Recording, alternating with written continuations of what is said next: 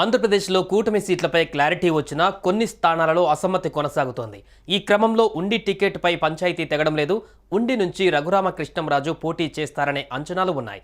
దీంతో అక్కడ టీడీపీ అభ్యర్థిగా ఖరారైన రామరాజు వర్గం ఆందోళన చేస్తోంది, నిరసనలు కొనసాగిస్తోంది. ఈ సమయంలోనే రామరాజుకు చంద్రబాబు నుంచి పిలుపు రావడంతో నియోజకవర్గ నేతలు బాబుతో సమావేశమయ్యారు.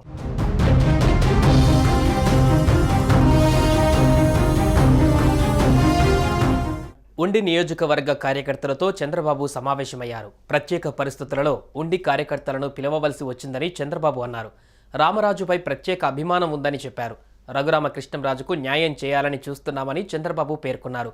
జగన్ చేతిలో రఘురామ ఇబ్బంది పడ్డారని పవన్ కళ్యాణ్తో సమావేశంలో ఈ సమస్యపై ఓ నిర్ణయం తీసుకుంటామని కార్యకర్తలకు చంద్రబాబు వివరించారు. ఎట్టి పరిస్థితుల్లో రామరాజును వదులుకునే ప్రసక్తే లేదని కార్యకర్తలకు చంద్రబాబు హామీ ఇచ్చినట్టుగా తెలుస్తోంది.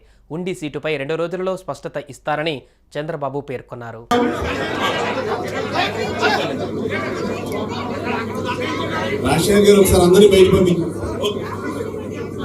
దయచేసి అందరూ బయటికి వెళ్ళాలండి. మేము చెప్పేదాకా మీరుంటే అందరూ వెళ్ళిపోవాలమ్మా. అందరూ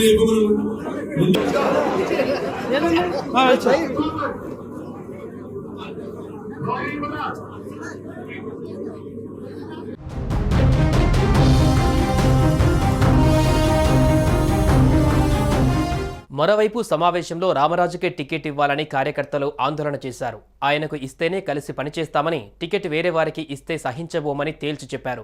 5 ఏళ్ల పాటు పార్టీ కోసం పనిచేశామని, బాబు మాతో మాట్లాడాలని కార్యకర్తల నినాదాలు చేసినట్టుగా సమాచారం. ఈ అంశంపై సిట్టింగ్ ఎమ్మెల్యే రామరాజు స్పందించారు. చంద్రబాబు నుంచి సానుకూల నిర్ణయం వస్తుందని భావిస్తున్నానన్నారు.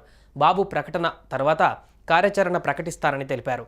ఈ నేపథ్యంలో రామరాజు టికెట్ మార్పు ఉండదని ఆయన వర్గీయులు ధీమా వ్యక్తం చేస్తుండగా రఘురామకే చంద్రబాబు అవకాశం ఇస్తారని ఆయన సన్నిహితులు చెబుతున్నారు. ఉండి టికెట్ను చంద్రబాబు తొలుత రామరాజుకు కేటాయించారు. అయితే ఇటీవల రఘురామకృష్ణంరాజు పార్టీలో చేరినప్పటి నుంచి టికెట్ మార్పుపై ఊహాగానాలు ప్రారంభమయ్యాయి.